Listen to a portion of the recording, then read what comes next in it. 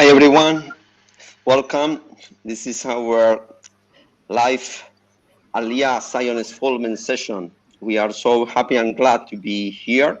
Also to thank Artseinu to build this gathering, virtual gathering, before the World Zionist Congress, this pre-congress of Artseinu. It's a huge opportunity to connect everyone in this kind of virtual community building platform that we share. Today, the subject, Aliyah, how we face the ideological platform of the progressive liberal reform movement around the world, and especially how we translate the progressive and reform values in Zionist concrete actions. That means for us it's clear that to be a progressive reform liberal Jew means to be Zionist. And we make here the clear distinction between criticizing the government of Israel, that it's possible because we are pluralistic, because we are free people, we are open-minded people, and a government is a government. But everywhere, every time, we support the state of Israel. And Aliyah is not only a mainstream, Aliyah is a spiritual journey. And to share with all of you these ideas, this real commitment that we take around all the world, we will share with all of you a short video with our friend Techilan, that is in the chair of the Aliyah Committee of the Israel Movement for Progressive Judaism. שלום לכולם, שמי אסתי לנג, ועליתי לארץ ב-1983 עם משפחתי מארגנטינה. עלייה לארץ היא תוצאה של תהליך שהחל כשהייתי בת 14, תהליך שכולל הקמת תנועת נוער מעודדת עלייה בארגנטינה בשם ישראל הצעירה. בגיל 28 נשואה ואימא לשתיים, הגעתי עם משפחתי לארץ חדשה. עד היום אני זוכרת את התחושות והרגשות שחוויתי בתקופה הזו. לפני כ-15 שנה יסדתי קהילה רפורמית עם קבוצת עולים מדרום אמריקה, קהילת ידיד נפש בעיר כרמיאל, השוכנת בגליל המערבי. קהילה זו היא קהילה תומכת עלייה, שכוללת בתוכה עולים ממדינות שונות ומגוונות. למרות תרבויות השונות והשפות הרבות הצליחה הקהילה לייצר לעצמה אופי מיוחד ומשפחתי. כיום אני לוקחת חלק בהנהלת התנועת רפורמי בישראל, ותפקידי הוא יושבת ראש של ועדת קליטת עלייה. תפקיד זו משמעותי עבורי עקב החוויה שעברתי בדרך. תהליך הקליטה בארץ הוא תהליך לא פשוט. עולה פוגש שפה, תרבות ומציאות שונה מכל מה שמוכר לו. גם חלק הרגשי ישנם רגעים לא קלים שמגיעים לרוב עקב המרחק מהמשפחה המורחבת. אנו רוצים לכלול נקודה זו, תהליך הקליטה בארץ כאתגר תנועתי, בו נצליח לתת לכל עולה שירצה, להיות חלק מקהילה, ממשפחה ולהרגיש את השייכות. אנו כתנועה יכולים לסלול דרך ולהקל את התהליך עם פרויקטים ייחודיים לטובת העולה ולחברה הישראלית כולה. אנחנו בתחילת תהליך בבדיקת הקמת הפרויקט זו, הכולל חיפוש משאבים, הבנת הצרכים והדרכים המתאימות ביותר לביצוע התהליך. כעולה לשעבר, כישראלית רפורמי, אני מתרגשת לייצג צעד כזה חשוב לתנועה בארץ ולכל יהודי התפוצות. בהזדמנות זו, רוצה לברך את נציגי הקונגרס הציוני ואת חברי ארצנו ברחבי העולם שמשתתפים בכנס זה, וכמובן את חברי הפאנל שמייצגים את הפסיפס המגוון שיוצרת עלייה לישראל. ברוך אתה אדוני אלוהינו מלך העולם שהחיינו וקיימנו והגיענו לזמן הזה. אמן. תודה רבה לכולם. Amen, be amen. I remember very well when we have the big crisis in Argentina, and Esti start to push to welcome the Rome American olim and to start to dream about the Yedid Nefesh, our Reform community in Carmel. This is really touched me very, very close to my heart. And now, it's the time to share not only words, good wishes, and ideas. We need to connect to concrete, real people. Our panelists are true stories about Reform Zionists and Aliyah Folfet. We will start to present all of you and to share his thoughts and experience with Nikki Brown, that is our Maskira in Netzer Olami. Welcome, Nikki. We are with you to share your thoughts, your experience, your vision. Hi, I'm Nikki. I am the Maskira of Netzer, so that means the chairperson of Netzer Olami, the branches of Netzer that exist all around the world. I'm actually Australian, so I grew up in Netzer, Australia, and that's really where my Aliyah journey began. And a big part of my experiences have been way before I made Aliyah 13 months ago, just over a year ago. And they've really influenced my time here and the process that I took to get here. So I grew up in Netzer, a very progressive ideological group of young people from very young ages, including young adults who are steering the whole ideological process that young people in our communities go on. And we would talk about Aliyah, we would talk about Zionism, Israel all the time, but we would talk about it in a few different ways. On one hand, we were talking about Aliyah as the highest expression of Reform Zionism, and in other times, we were thinking very critically about Israel. We were looking at challenges that Israel faces, learning about the conflict, learning about Israel's history, and when you're being told that making Aliyah is the highest expression of Reform Zionism, but at the same time you're also criticizing Israel and looking at the ways that it's not perfect, it can be quite challenging as an individual. So I definitely grew up with that internal challenge throughout my journey. I participated in Shnat Netzer, which is a gap year program provided by Netzer for all of the different Netzer branches. I spent 1 year living in Israel after I finished high school. And that's the moment when I felt a connection to Israel, which is the kind of connection which is unspoken and you don't teach people about. You learn about Zionism, you learn about Aliyah, you learn about the challenges, but you can't teach people about that other kind of connection that you feel. So that's the time that I thought maybe I could make Israel home for me at some point in my life. So I went back to Australia and completed my degree, and then this job in Netzer became available, and I thought, well, if I'm going to make Aliyah, I'm going to do it in the framework of this movement, which has supported me my entire life and continues to support me today. So my entire journey has been about Netzer, for Netzer, with Netzer, which has been really amazing. These internal challenges I face continue and probably will for the rest of my life.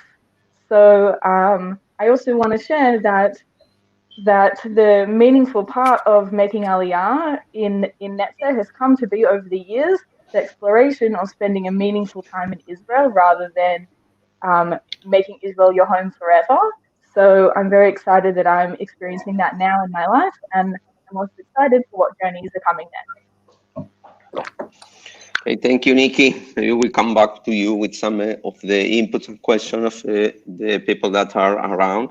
And now we present all of you Rebecca Flanders, that come from the US, a very active member of Beit Daniel.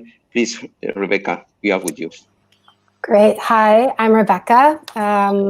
I, up until recently, was the executive producer for Center Stage, which is the first professional English-speaking theater in Israel. A really exciting endeavor that will hopefully get to continue once we can all be together again.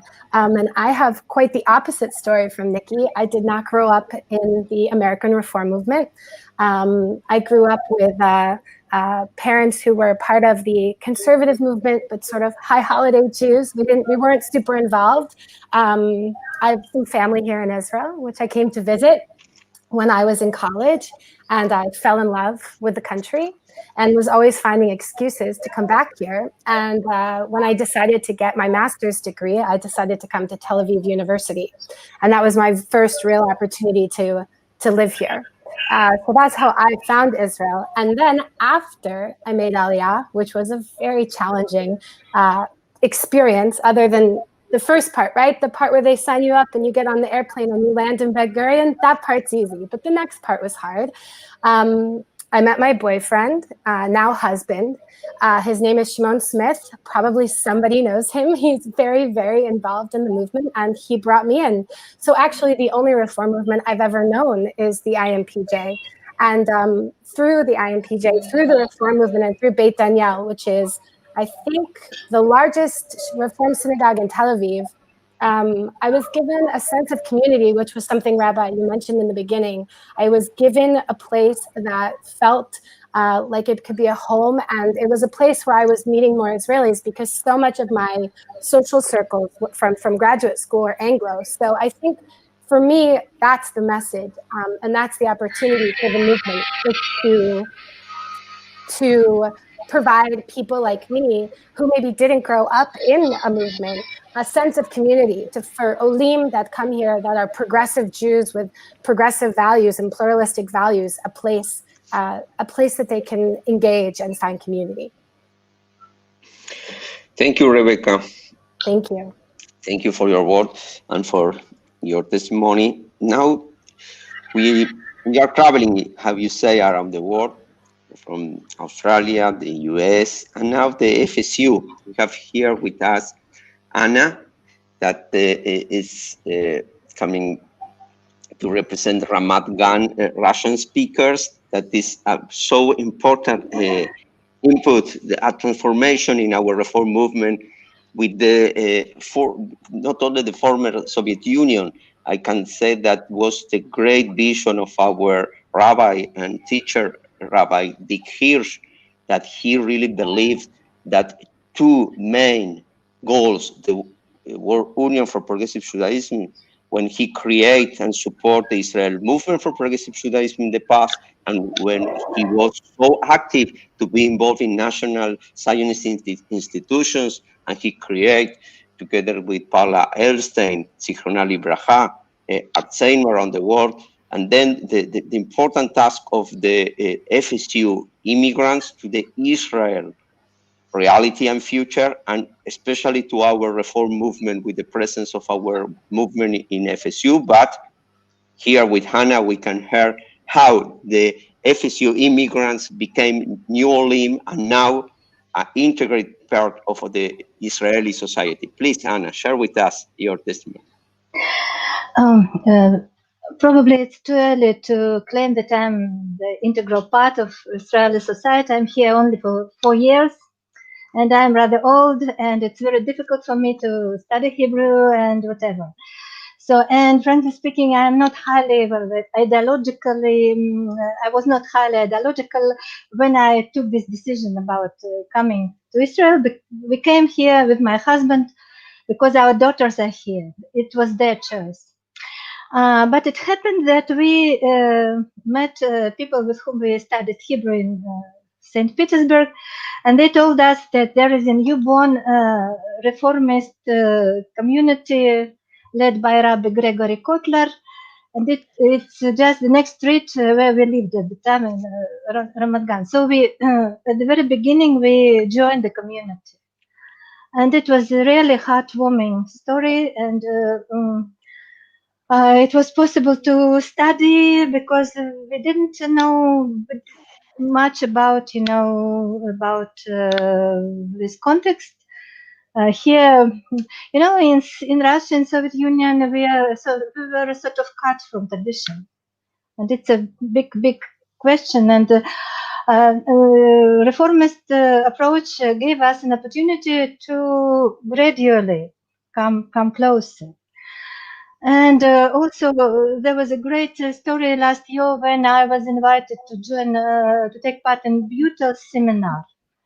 And it was a wonderful week with reformist Jews from many parts of the world, and even with Beutels themselves. And I remember that somebody said that we should live our values. So it's about connecting life and, religion and what you have in your, head, and how you embody it. So well, in Russia, I was very much involved in, trying to do something for democracy there. I was involved in adult education. I took part in international projects, and I even tried to make my, local community in my husband house, very big house. And then I sort of failed. It was very, very difficult to communicate with neighbors and to create harmonious, environment. I had very many hopes that we'll have something like that here. So one part of it is, yes, reformist movement, and I listened to the previous session and I heard a lot of optimistic things, which was the sort of, encouraging. But on the other side, I see a lot of not so good things, and I'm a little bit scared because they remind me Putin's Russia. I'm sorry. So that's, here we are. Well, and also I'm trying, yes, to get involved. I was singing, and hopefully I'll continue to sing in the choir of Beit Daniel. I like singing. I like, piyutim, singing prayers and feeling together with people. But that's it. I'm just, mainly busy with my little granddaughter, but also involved in. If you have any question, you are very welcome. Okay. Okay. Thank you, Anna. For sure, we have some coming back to you with some of the question of input of our friends that we invite all of our audience to share with us some inputs, reflections, question.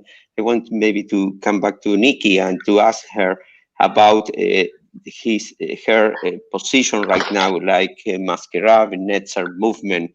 What is your inspiration, and how do you think that new, young, reform leaders can take your role model, and why? Yeah, I feel that. So first, my position in Netzer is about communicating with people from branches of Netzer that exist all around the world in 15 different countries.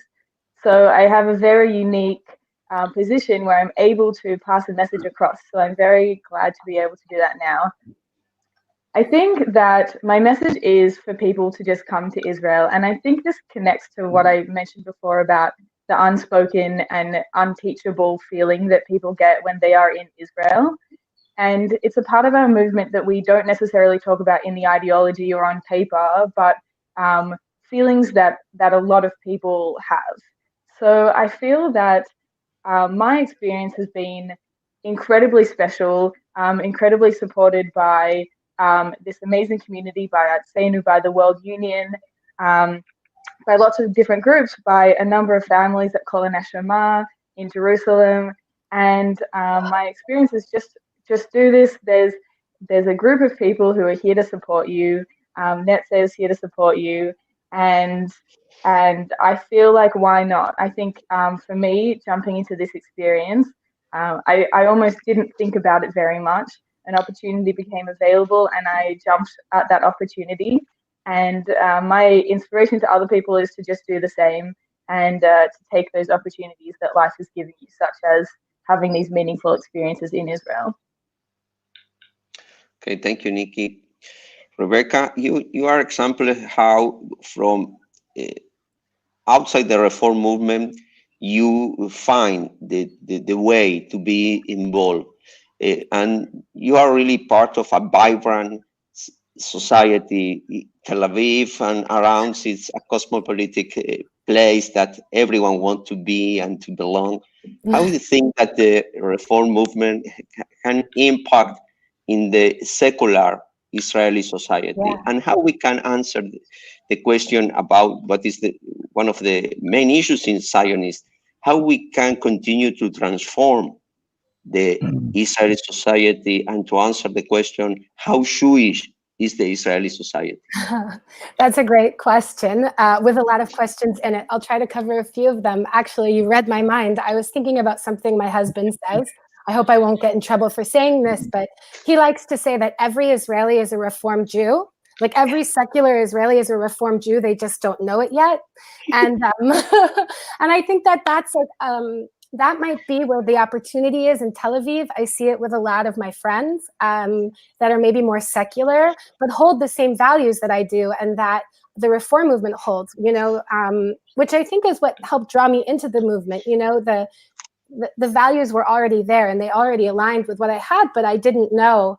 It was almost like a PR problem, right? I didn't know that this was a place that could be for me. So I think the challenge in a place like Tel Aviv, where there's a lot of different distractions and things that people can be doing, is maybe finding really innovative programming, different ways to connect to the Tel Aviv community that then can bring them in and show them what the movement has to offer. So I think it's all about community, finding new ways to connect to different communities, and not just young people, but everybody, families, elderly, everyone. And I think it's a really big challenge, Rabbi, to your second part of your question about how to talk about the reform movement and how Jewish we are. And to be honest, I don't have a great answer. I find that when people that are maybe from the Orthodoxy ask me about it, I don't have a good answer yet. So maybe it's a conversation we need to be having more in the community so that I would know how to go and talk about it and have that conversation. Thank you, Rebecca. Really interesting and challenging. Anna, tell us about what's happened right now in FSU. I suppose that you are connected to our communities in the former Soviet Union. That, to be clear, we are always talking about FSU, but really we have 3 countries now. No, it's more than 3 countries. There are very different countries, and even both Baltic states are also FSU. And I have many Russian-speaking friends from Latvia, from Lithuania, and they are on quite a different way. But Russia now is not falling apart, but I'm really scary looking at what is going on. Because yes, we have these Russian pensions who are tending to be zero. Because the exchange rate and whatever, we used to, to buy food on Russian pension, but now it's less and less. And how you think that we can encourage our friends from FSU to come into Israel? I don't know how, because now it's a very strange time, and well, people who want to do it, they stay in lines to consulate, to the embassy, but it's a very long line and not easy process. So I'm not sure that, well, there are many people whom to persuade, because most people have already done it. But anyway, due to this hard situation, people, yes, they just want to escape.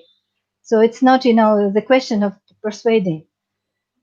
So it's and now there are restrictions about, our Israeli internal ministry. They are changing this law about coming back and about fourth generations, about the grandchildren of Jews.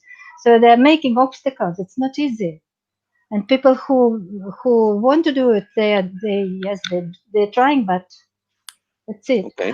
So I know about Russia, but if you heard about Belarus, what is going on there, Ukraine is quite a different story. So but Russia is very scary now.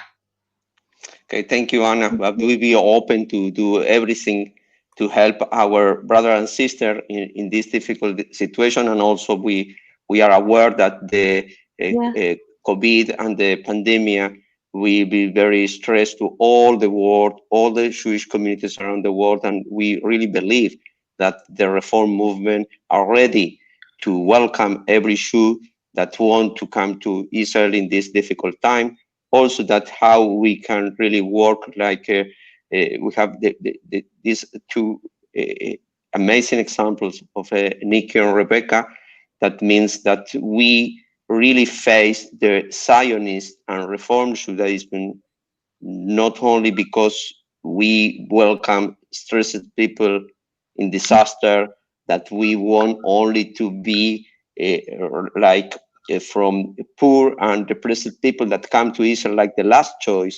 We need to work very hard to be the first choice, to bring up to Israel, to the reform movement, a new wave of olim. That means we have huge opportunities and a really, really challenge how we can transform the Israeli society to a more democratic, pluralistic, open-minded, and diverse society. How we can share to all the Jewish world that the Jewish diversity is the richness of the Jewish tradition, and how we can close this gap between this wonderful country, a startup nation in technology, in economy, creative country, free country, but living in some ways in the Middle Age, with the extortion of the Orthodox monopoly, without the rights to everyone, immigrants, Jewish and non-Jewish people,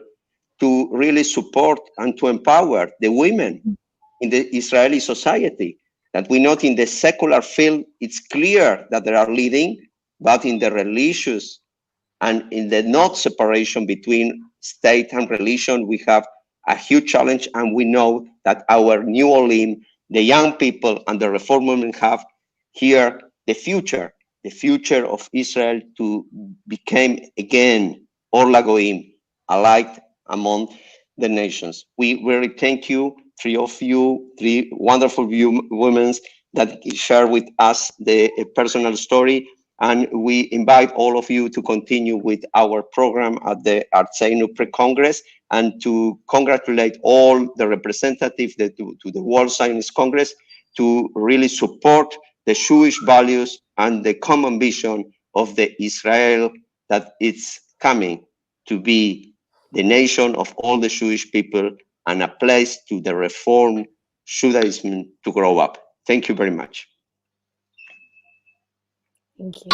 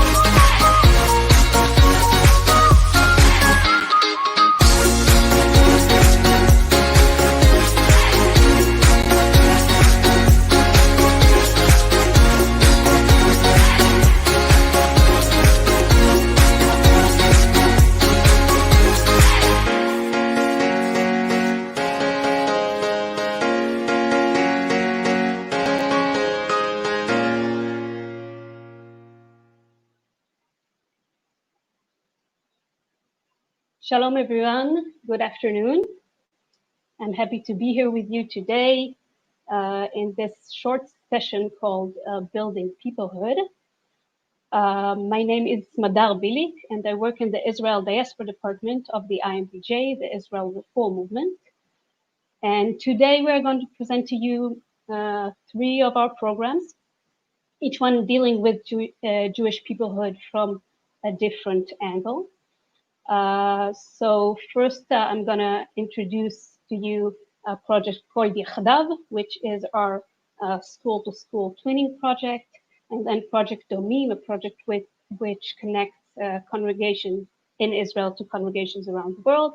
And lastly, one of our youth projects, which brings youth from our congregations in Israel to URJ camps across North America. So first of all, a few words about our department, our Israel Diaspora Department, which was established about 5 years ago, following our understanding in the IMPJ, our growing understanding that the issue of Jewish peoplehood and the value of Jewish peoplehood is a core value of our movement in Israel. And it relates to almost every aspect of what we do here in our movement in Israel. And it requires a separate department to deal with it. So I want to present to you now Reut Neumann, which is our director of our education department, and she will talk to you about Project Yachdav. Hi, Reut. Hi, thank you, Smadar. So hello, everybody. My name is Reut Neumann. I am the director of the education department at the Israeli Reform Movement. And a big part of our department, we have the Yachdav, which is the Jewish Peoplehood Education Center.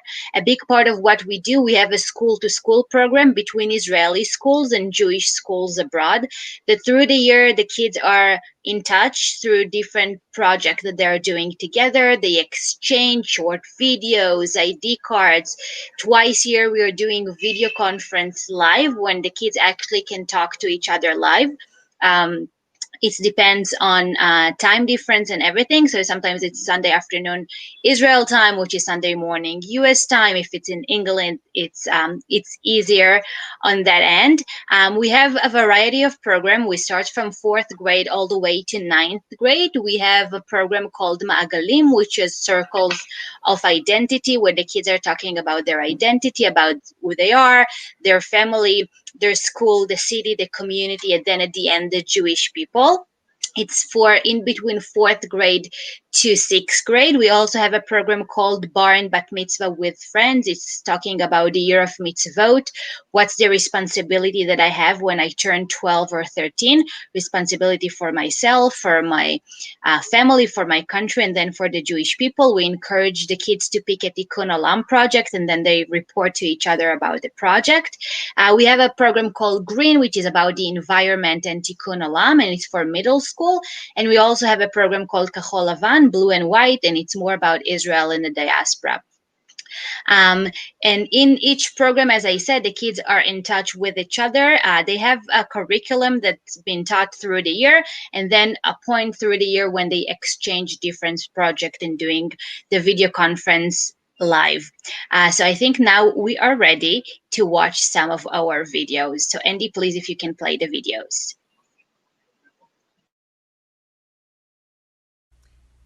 Hi, my name is Judy Croft, and I work at Temple Israel of Northern Westchester in Croton, New York.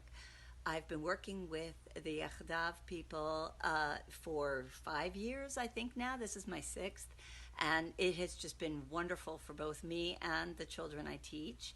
It's great for the kids to feel that the connection with Israel, to do programs, to work on projects with the Israeli classrooms, and to write letters, to have Israeli pen pals.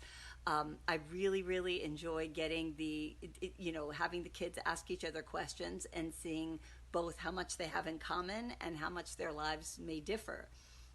This year especially, I'm really grateful to have the Yachdav program because I'm teaching a class to older kids, and it's an Israel education class, so it's really going to be helpful to have the Israeli perspective.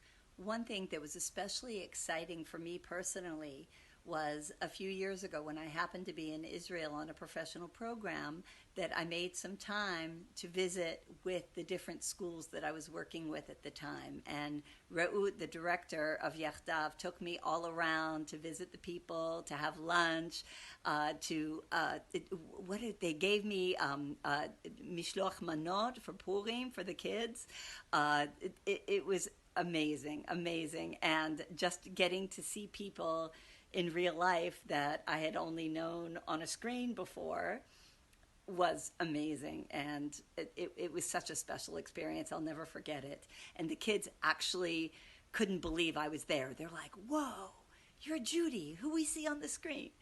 Another thing that I wanted to add about the specialness of the Yachdav program is now during a pandemic, since we have this relationship long distance, that there's no break in the connection, because we were doing this long distance anyway. We were doing it on a WhatsApp or Zoom or whatever program, but the kids can still talk with each other and get to know each other because we weren't regularly meeting in person anyway. Anyway, just wanted to add those few things about the trip and about the connection, that we can still be connected even with this pandemic through the Yachdav program.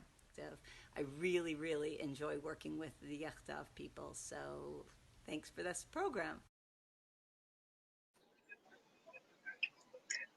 As you can see at the video, even through COVID, which was everybody stayed at home, it was easier for our kids to communicate, because usually if it's a Sunday afternoon, some kids don't show up on Sunday school. In Israel, kids needs to come back to school on a Sunday afternoon, and this time everybody was at home. So we had full participant on both ends in Israel and the schools abroad, and connection was very meaningful. They shared a lot of interest. One kid showed a book that she reads in English, and then an Israeli kid said, oh my God, I'm reading the same book in Hebrew, and she went to bring the book. They exchanged recipes. We celebrated Israel Independence Day. We did a ceremony together, also Israel Memorial Day, that we hosted a mom that lost her son for one of the Israeli war, and she spoke both to the kids in Israel and the kids abroad, and it was very, very meaningful for both of them. So even with COVID, we made a lot of changes for an online learning, created different games, different projects, and of course with the video conference, it's make everything easier and more meaningful for the kids to know that they are not alone, and other kids on their age in a different country have the same interest. A lot of things they have in common. A lot of some of the things are different, but all of them stuck at home dealing with COVID. If we can play the next video. Thank you, Andy.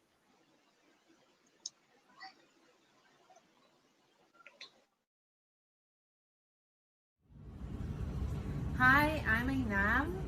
I'm a teacher at the Keshet School in Zichron Yaakov. I teach English, and I also lead the Yachdav program in our school. We've been part of this program for over 3 years, and we're very lucky to partner with Temple Israel in Northwest Chester, New York, and especially to be in contact with the students and Judy, which is wonderful. Who's wonderful. This program, Yachdav, is very special to us, and it's meaningful to the kids in my school. It gives them an excellent opportunity to learn about Jewish children living outside of the state of Israel, and actually to be aware of the fact that there are Jews, many Jews, that live outside of Israel. The students are very excited to be in contact with kids their age, to learn about them. Something else that's very special about this program is it actually allows my students to think about what it means to be Jewish in Israel. If I'm born in Israel and I'm Israeli, what does that mean? What does it mean to be a Jewish Israeli? Learning about the Jews outside of Israel actually helps our students learn about their Jewish Israeli identity. We've done wonderful activities throughout the year. Besides video conferences and all the wonderful activities we do throughout the year, like pen pals, we also had one year a special day to teach other kids at school about Jewish communities around the world. All the kids made special stations and actually exposed all the kids of the school to Jewish communities around the world. One of our other highlights was having Judy come visit our school. The kids were so excited to actually meet her personally. We exchanged gifts. We made a wonderful painting out of fingerprints and gave it to them. And we hope to continue this wonderful, wonderful program. We love it. Thank you. So as you can see, it's very meaningful, both of the kids in Israel and the kids abroad. For the Israeli kids, it's an opportunity to talk about their Jewish Israel identity and what it means for them. And for the kids abroad, it's another opportunity to learn about kids in Israel, their own age, and what they are dealing with, what's their thoughts, what their hobbies, and they love it. So let's watch the last video, please. I think, Reut, we are short out of time to see the third video. I'm sorry. But everyone that's watching us, if you want to hear more and learn more about Yachdav, you are more than welcome to get in touch with us and with Reut. We need to go on to the next project. So, Reut. Thank you, Smadar. So the next program that I'm going to present is called Domim Elaik, and that is the program that I'm the director of. And this project brings together congregations, Reform congregations from Israel with Reform and Progressive congregations around the world. And we aim to build new partnerships between these congregations and to help and cultivate existing partnerships. The project started with a very unique cooperation with the Ministry of Diaspora Affairs. And it was very special for us because it was a first time that the IMPJ has been working officially with the ministry in the Israeli government. So now I want to present two distinguished rabbis whose congregations have been partners for many, many years. My friend Rabbi Nir Barkin from Kehilat Yozma in Modi'in, who was actually head of the department that I work in. He used to be the head of the department, and now he's back in Modi'in with his congregation Yozma. And Rabbi Jonathan Blake from Westchester Reform Temple in Scarsdale, New York. Shalom, rabbis. If you could please, we have about 10 minutes to share your experience from the partnership, how your congregants experienced the partnership, and also if you could give us a few sentences about how all of you experienced this during the pandemic, during COVID-19 on this last few months. On to you. Thanks so much, Smadar. Nice to see you, everyone. Hello to my good friend Nir Barkin. I'll just start a little bit and share how special it is that my congregation, Westchester Reformed Temple in Scarsdale, New York, which is a large congregation, about 1,100 families, just about 30 minutes outside of Manhattan, feels this sibling connection with Kehilat Yozma in Modi'in. And this is a partnership that pre-existed Domim Elaik, but that was fostered, cultivated, encouraged by the program. It goes back to my predecessor, Rabbi Rick Jacobs, who now, as many of you know, is the president of the Union for Reform Judaism, and his personal connection and friendship with Rabbi Kinneret Shiryon, who really was the founding rabbi of Yozma. And because of that, they developed a kind of exchange of ideas and each other's presence. So when Rabbi Kinneret was in the United States, she would speak at our congregation, and vice versa. Rabbi Jacobs was in Israel. But over a few years, the partnership grew more substantial. Yozma was in a building phase, and Nir can talk more about that. And Westchester Reform, or WRT, my congregation, was approached and wanted to help support financially, logistically, spiritually. I remember a project where the rabbi suggested that, we would partner on helping mothers and their daughters celebrate Benot Mitzvah together. And our religious school and parents also teamed up, and we had a lot of shared exchange of ideas and helped to bring that program to life. For me, the most special moment of connection came in 2009. Our congregation had commissioned the writing of a Torah scroll in 2007, which we hoped to, use for B'nai Mitzvah and regular Shabbat and holiday worship. And we therefore had an extra Torah scroll, one that we wanted to donate to a congregation in need. And Yozma was the perfect partner congregation.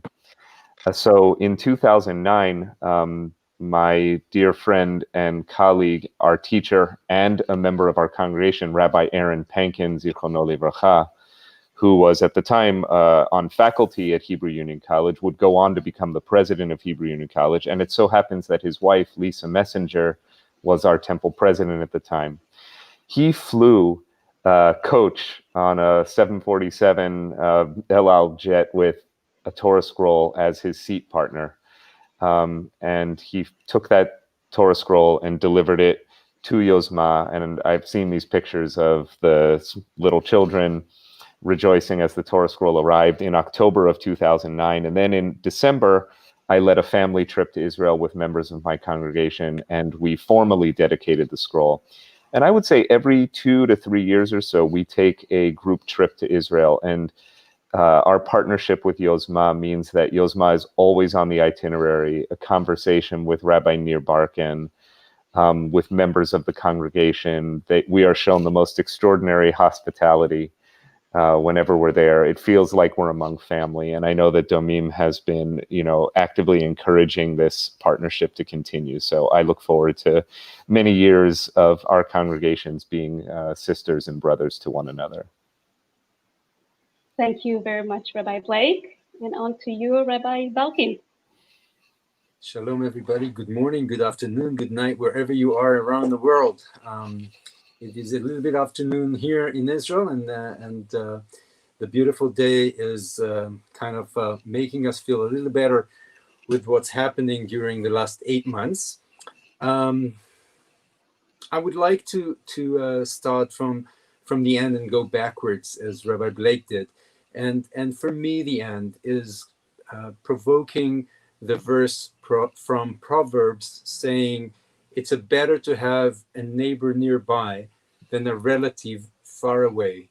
I would like to reverse this phrase. I'd like to say that it is better to have a brother in Westchester than a nearby neighbor. And when we walk in the darkness these days, I don't worry.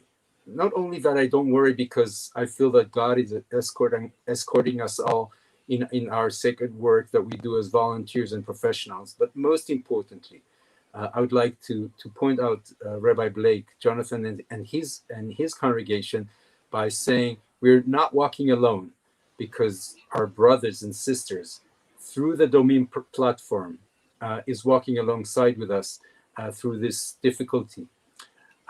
We can put anchors to what I was just saying, but if only that you will have in your mind that we in Israel, and I guess both here and in the United States, Canada, and around the world, people don't feel that they're alone when they walk this darkness because of the brothers and sisters that they have overseas. And I relate to Jonathan as a close brother of mine. I try to call him Jonathan here or Rabbi Blake, but usually I would call him Yoni.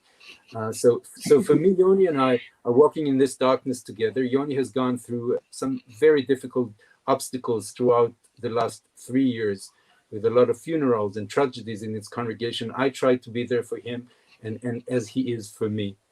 I'd like to mention 4 anchors for us that Domim allows us to do, and both Rabbi Blake and I are implementing at our congregations. First will be the place. The place in our tradition is also the name for God, Hamakom. So for us, or for me, Jonathan's place and the name, the place that Westchester Reform Temple is at, with all its beauty and inspiration. For me, the place is something that I can relate to. So you have to visit your brother's synagogue in order to be there. One thing which makes us very close is the place. Second thing, as I've mentioned before, is the inspiration. Anything that Rabbi Blake's post on the social media, from choosing the color of his glasses to more importantly, the beautiful sermons that he's giving is an inspiration for me. The music. So we have the place, we have the inspiration, we have the music. We change music. When Rabbi Blake and his team comes to Yozma, they listen to the original music. Originally was written by Bali Shirion, but now is written by Bari's son or any other Israeli musicians. They take it with them, as we do when we come back from our visits at the Westchester Reform Temple. And above all is the awe. Whenever I visit Westchester Reform Temple, I feel the awe. I feel the Yirat Shamayim, the feeling of really the God's presence. And for me, it's a very strong atmosphere that escorts me throughout my work when I go back here. So, as I said, I'm reversing the Proverbs verse and say it's better to have a far away brother like Yoni than a nearby neighbor like my next door neighbors. I just Thank want you, to. rabbis. Oh, sure. No, I just want to add that I think that look, the members of my congregation, until you go to Israel, Israel is abstract, right? I think everyone knows that. And from an educational standpoint, the best way to get people to connect to Israel is to take them to Israel. And the same thing goes when, if I tell them from the Bima that it's really important to support the growth and development of synagogues in Israel, because I believe that the best way to grow our reform movement, in particular in Israel, is to support synagogues. And of course, synagogues in Israel that are reformed can't count on government support the way that Orthodox synagogues can. But the concept doesn't become real until they have an image of what a non-Orthodox synagogue looks like. And that's why I think that our partnership with Yozma is so important, because my congregants recognize that, they have a synagogue away from home whenever they go to Israel, that they can really think of as their own. So it personalizes the experience. It puts a human face on it. They realize that their rabbis, their leaders, their participants, their youth are all just Reform Jewish, active, thriving families like we are. And I think there's been this wonderful sense that we're really cut from the same cloth. For us, we have Nir, we have to move on to the last program that I want to present. I'm so sorry. Thank you, Smadar. No, Nir and I just like seeing each other, so we're gonna. I think we're gonna have lunch You have next another week. Opportunity for that. Thank you for allowing us to stay connected. Thank you very much, everybody, and enjoy the session. Listen to you speak of this partnership. Stay safe, and I'm everyone. also happy to say that we have Rabbi Rick Jacobs here watching us, and also we got some comments from Miriam Perlman in Toronto and Robert Lee in Paris, both saying that they are also partners of Congregation Yozma. And since we have about 50 congregations here in Israel and some thousands and more across the world, most of our Israeli congregations have one or two or three partnerships that they and congregations that they work with around the world. The last program that I want to present is a program with our youth, and I want to invite David Bernstein, the Director of the Development and Overseas Relations in the IMPJ, to present the last project. David, on to you. You're on mute, David. We can't hear you. Oh, there you go. Thank you so much, Smadar, and all our other guests. And thank you, Artsenu, and all our movements around the world for your support. I'm personally a product of the North American Reform Movement camping system. I grew up for 15 years in a row before I made Aliyah at Camp Swig, today Camp Newman. There's other people evidently in the audience who went to the same camp as me, like Rick Jacobs. And it's something that made me who I am. But one of the conclusions we came to about 20 years ago or more in the Israel Reform movement is that the camp experience is a wonderful atmosphere for connecting Israelis with Jewish American counterparts from our movement. And the situation of living together for a few weeks, a month, can have a profound transformative experience on both sides. We have it with our camp counselors who go to our camps, but we have a special program in cooperation with the URJ where every summer we send around 40 Israeli kids from the Reform movement, ages 12 through 17, to a number of the URJ camps where they're completely integrated into the camp program. I have a special opportunity for me personally now to introduce a person who participated in that program, Daria, who you'll meet in a moment. It's especially for me special because Daria is a member of my own Israeli congregation, Birkat Shalom at Kibbutz Gezer, and I spent many hours convincing, not her, she wanted to go immediately, but convincing her mother to let her go. And I think you'll hear wonderful things about this experience and what it means to the connection between kids from our movement and kids from movements in North America. So, Daria. Thank you, David. Hello, my name is Daria. I'm 16 years old, living in Moshav Azaria, Israel. I'm very excited to be here, to be given this opportunity to tell you about my camp experience. When I had my bat mitzvah, my family and I joined the Reform community Birkat Shalom in Kibbutz Gezer. It was an immediate connection, the perfect combination between religious tradition and modernization. Luckily for me, I met David Bernstein, who is also a member of the Birkat Shalom congregations. Every time we met, David told me all about the URJ camps and tried to convince me, and especially convince my mother, that I should go. Finally, my mother was convinced, along with the feeling that this is the right step for me. The departure to the camps is being made by delegations, and for this purpose, we went through many tests and preparations. I was chosen to go to Kids Camp in Warwick, nearby New York City, with 5 more delegation members that are still very good friends of mine nowadays. In the preparation, we learned about Israel history and about our place in the world as Jews, about the right way we think Israel should be represented. We learned about patience, acceptance, and practice struggles and difficulties through simulations that we made up. We paid a lot of attention to the place we're going to visit, the town, the culture. We even made an oral presentation about it. We learned some of the prayers and even learned some songs and dances from a professional guitar player. We learned about each other, about our dynamic in the group, and about making this journey as a group.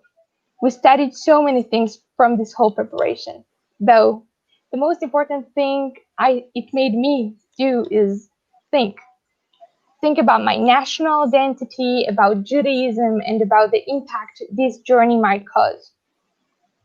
First day at camp was challenging. I remember walking into the lobby, reading the sign with the camp's motto, "Welcome home," and wonder how could I probably ever feel related to this place? Everything is so different here. This is exactly how I felt. Everything is so different here. But still, my curiosity was bigger, and I was stubborn enough to explore and know more about this culture. Kids unfortunately closed last year, but it was a very special place. The camp itself was dedicated to the issue of leadership, and every camper chose an immersive to major in. I chose action and advocacy. We learned about being an activator, changing the world, using our voice to listen, learn from other people, appreciate the knowledge of others. However, fun was a big part from camp experience as well. We had parties, we swam at the pool, climbed the tower, went for a day trip in New York City, exactly like in the summer camps American movies. Everything was perfect. All of those things are in me, and they will always stay with me. The memories, and more important, the people. The URJ camps can change lives. They changed my life, and as well as some of my friends' lives, who are now planning to make an Aliyah. Kids was special, because within only 5 weeks, it made people who were complete strangers for me to my family. We did everything together: eat, dance, pray, sleep. Quds was a place that all it required from you is to be yourself. It told me what ahavat chinam, free love, is really is. Needless to say, after 2 days, I felt it was my home, because home is not an actual place. Home is a feeling. Judaism is such a significant common ground. We're all the same, no matter where we come from. Quds showed me what it is to be Jewish abroad. One of the first things that caught my attention is the fact that everybody was wearing a necklace with the Star of David. When I asked why, they told me it is because they can't wear them back at their home environment. They just can't, in terms of real danger. Over time, I got to know these people deeper and deeper and understand the real affection of anti-Semitism on their lives. It is not easy to be a Jew. Just from our tradition, you can understand that we have suffered a lot, and we will suffer more. Though the most difficult difficulties are given to the strongest people. To be a Jew is a right, and we will not give it up. Quds also taught me the strength and meaning of Israel. I should be proud of being Israeli, speaking the holy language. Furthermore, every Jew in the world should know Israel is a home for us, and it always will be. Hope to see you all in Israel. Toda rabba. Toda, Daria. Thank you so much for sharing this with us. I'm so excited and happy to learn, from the young generation what they experience from their engagement with World Jury. We had a really short segment today. I regret that we didn't have more time to hear from all of you. But thank you so much, Reut, and the teachers from Yachdav. Thank you, Rabbis Barkin and Blake. Thank you, David and Daria. This has been very exciting for me to hear all of your experience. And thank you, all of you at home, for joining us.